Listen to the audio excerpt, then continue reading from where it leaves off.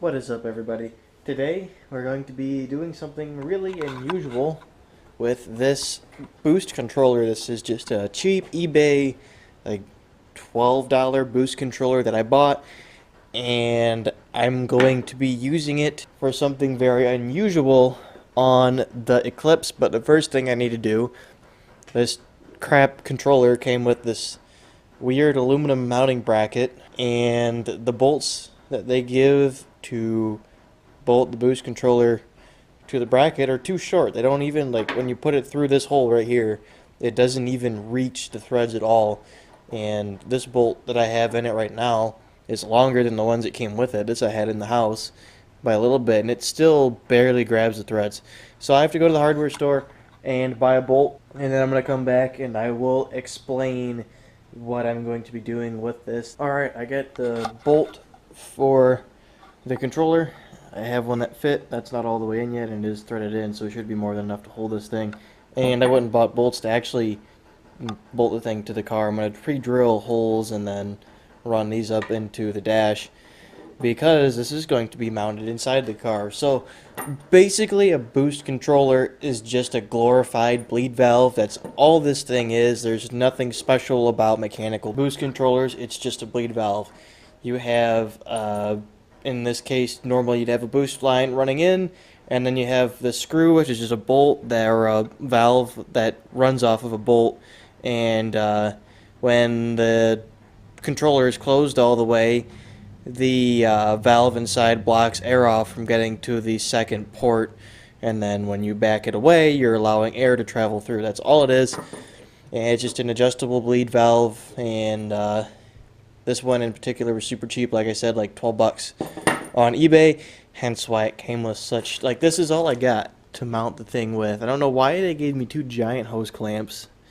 That makes no sense at all, because there's literally nothing that I can use them for, and they're really cheap hose clamps, so it's not like I'll ever use them on anything else in the future. But they gave me two of these aluminum brackets, and I don't, unless you were supposed to sandwich them, this bracket or this boost controller in between two of them to mount it. I don't know. Doesn't make any sense, but it's cheap Chinese garbage anyway, so whatever. And also the sticker, that there used to be a silver sticker that ran along the middle of here, and it covered the bolt holes where you're supposed to mount the thing by, which is just really weird. Anyway, cheap Chinese garbage. It's going to work for my purpose, and if you're actually using it to regulate boost, it would also work. But that's not what I'm using it for. So as you guys know, I have an idle air control valve delete on this car, which is basically a mechanically adjusted valve, kind of like that boost controller, that is shaped and bolts in to the same place that your factory IC is supposed to bolt into, and allows you to manually adjust your idle and set it in one spot, and that's where it sits. It's great for people with big cams, great for people with aftermarket ECUs. It has a little bit of trouble when the car is cold. I can get it to idle, but it's not very steady. I think this car has an eBay super lightweight flywheel on it, and that makes the car not idle very steadily. And that's a whole topic I could get into later on, maybe. But putting a lightweight flywheel on a car with no IAC valve is just kind of asking for difficulty, especially when the car is not warmed all the way up.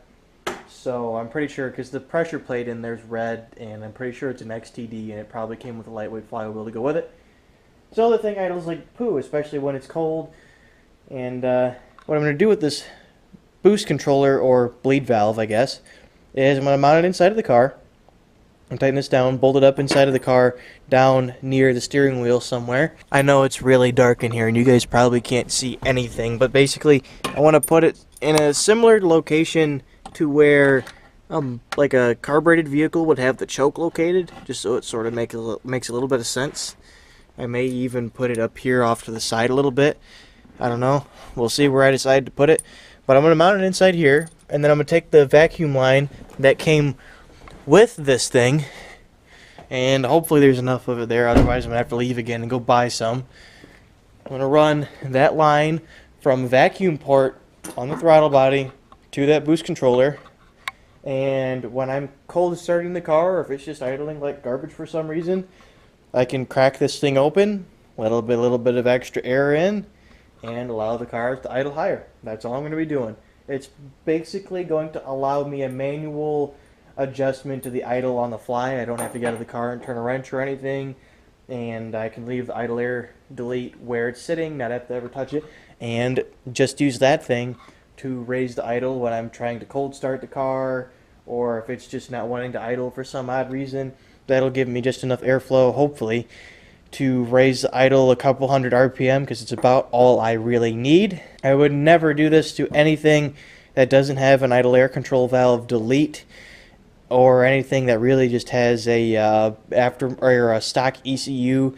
A stock ECU would absolutely get pissed if you had some sort of a vacuum leak, because that's basically all you're creating with this is a vacuum leak. So I'm gonna go get that vacuum line ran inside of the car, zip tied up in a few spots, drill some holes, bolt that thing in, and crack the thing open, see how much idle adjustment I actually have with that thing. And then after all of that, I'm gonna show you guys my new toy right there and tell you guys about a couple other things picked up and a really big thing that's going to be happening very soon, so make sure to stick around for that. Alright, I got the boost controller all hooked up, so there's the vacuum line right here, which just runs down through the same place my Megasquirt harness and the map sensor and everything run, and then it comes back into the car through the center console.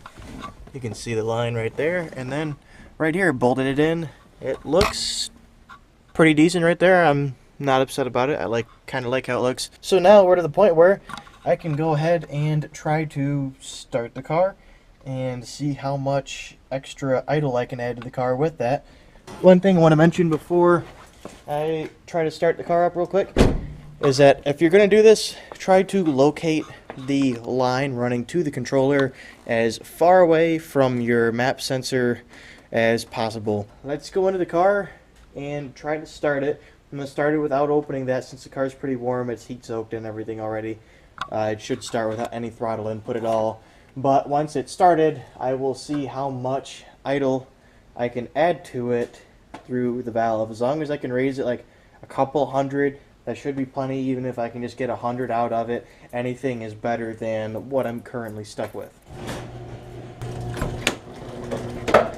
Alright, and just let all my nice warm air out, and in comes the freezing winter air.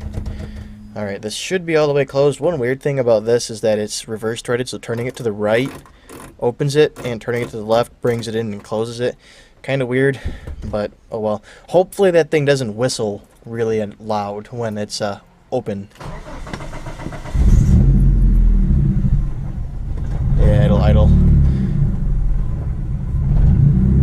I can feel air coming in it right now, actually.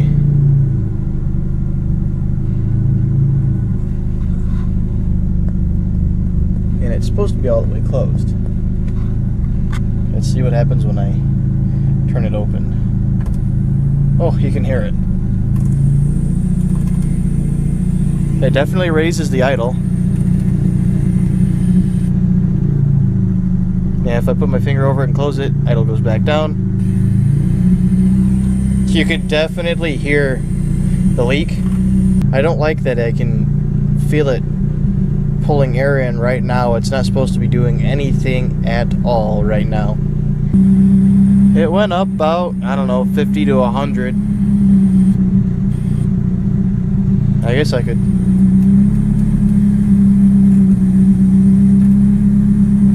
Yeah. Cover it with my finger. It does go down.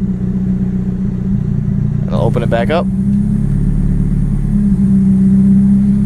Yeah, it's about 100 RPM difference. Not a ton, but it's better than nothing, I suppose. So it will definitely help me when the car is cold and I'm trying to start it.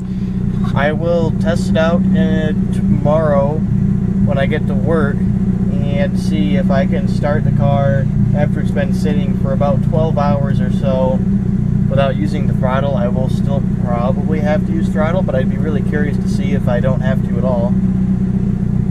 And I think that's where I'm going to end it for now, and then I will get back with you guys tomorrow morning and let you know how this thing works for me. Alright, I am back, and I can tell you guys that the boost controller does help a lot when the car is cold. it doesn't provide quite as much adjustment to the idle as I had hoped. When the car's all the way warmed up, I can increase idle by about 200 RPM, but when the car is cold, it isn't enough to start the car with no throttle input, but it is enough that within less than a minute of idling, from a cold start after sitting for like after while I'm at work, or after sitting all day after I've slept and I'm getting ready to go to work, after less than a minute of idling, the car is ready to go. I don't have to worry about it stalling. I don't have to worry about it stalling out when I turn lights and the heat on and stuff and putting load on it. I don't have to worry about it stalling.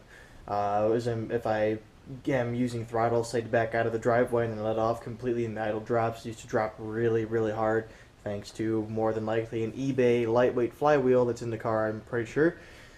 So it definitely helps. It keeps the idle above 700 RPM. It never drops below that, even after letting off the throttle in neutral or with the clutch in or something.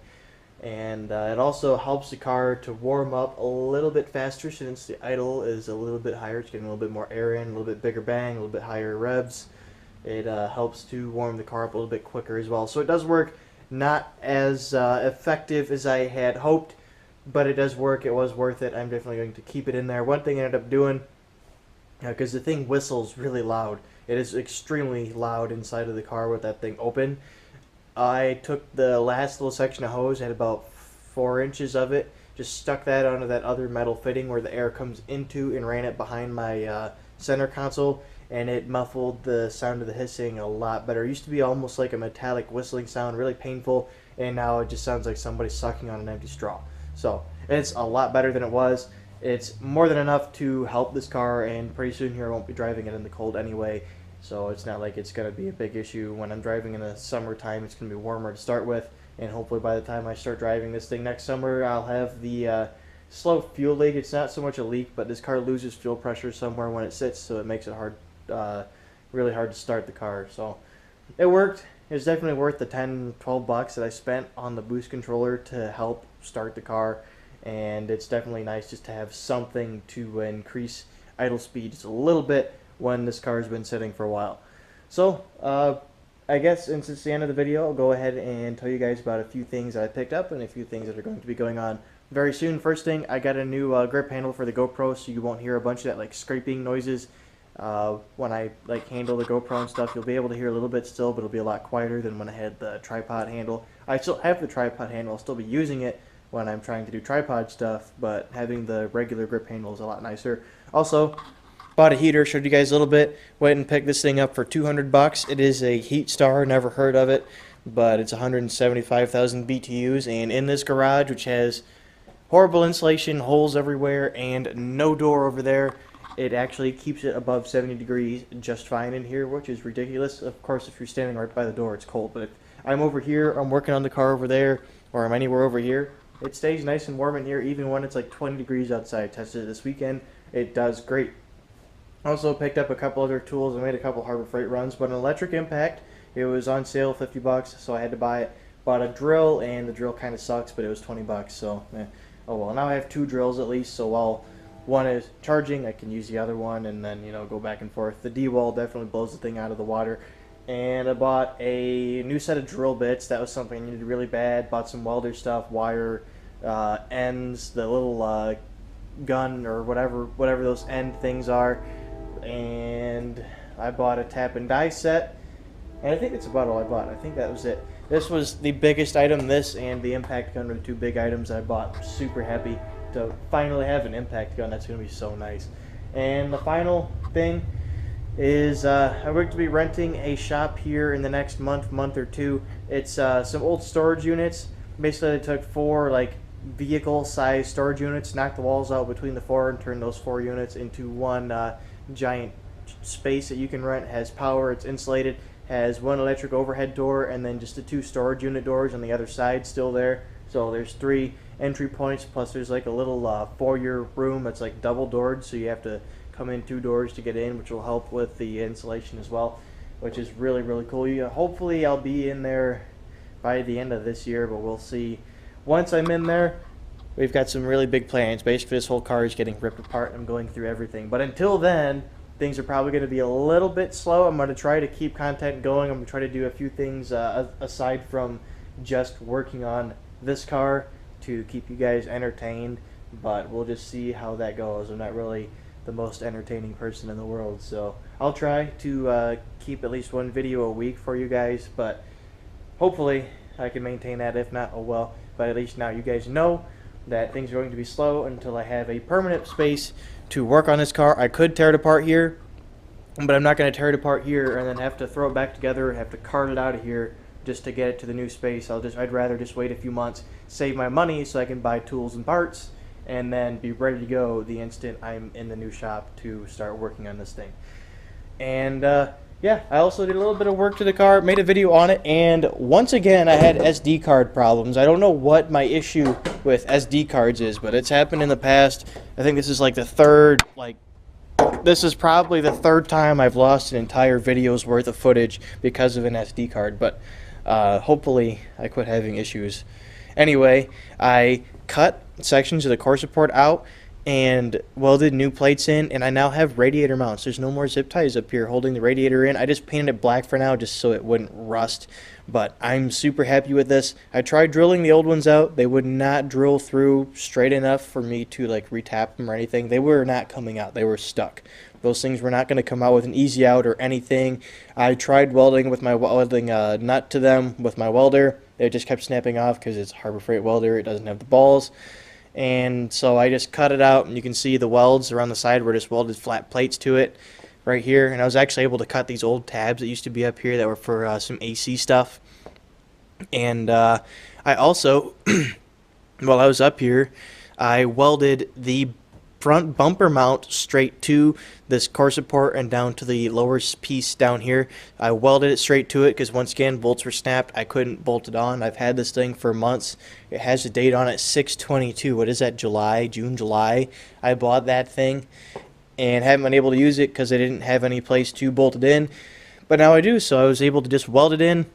Done. It's got these 4 spots are welded in, and then I welded it on the bottom. The Harbor Freight welder's actually been doing really well. I wasn't trying to be super clean about it, and these welds don't look like total garbage, I guess. They're definitely sturdy. And then I had to put I had bolts here. It's bolted in. So the mount is underneath the bumper, and then this is just a metal plate that runs across to help snug the bumper down. And I was super pleased with that. I also had to go in and drill some things to make the headlights sit, because there was literally 5 different kinds of bolts holding these headlights in, and then 1 bolt was missing because each headlight's supposed to have 3 bolts apiece. So I got proper bolts holding it in. I had to drill 1 out because 1 was broken. That's why the 5th one was missing. So I just drilled these 2 that are on the bottom in here out all the way, nutted and bolted them in, and now the headlights sit in a little bit straighter as well, which is nice. And yeah, I think that's it. There's no more zip ties holding the front of the car up. The only zip ties left are the 2 on the side because there's nothing to attach them to. Yes, I drilled holes in my fenders. Oh my goodness, these are such pristine fenders. I know, I just ruined them, didn't I? Yeah, car's looking a lot better. The bumper sits super straight now, and the gap between the bumper and the hood is a lot better now as well. You guys have probably noticed that it used to look really goofy.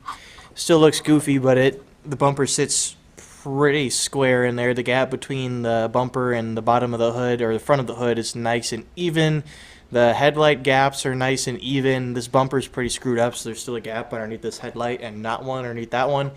But it's a lot better. I'm super happy with it, and I also am just way happier not having zip ties holding everything together. So that's going to be it for this video, guys. I want to thank you very much for watching. Make sure to hit that like button and subscribe for more videos on this thing and everything else we have coming up very soon, and I will see you guys later.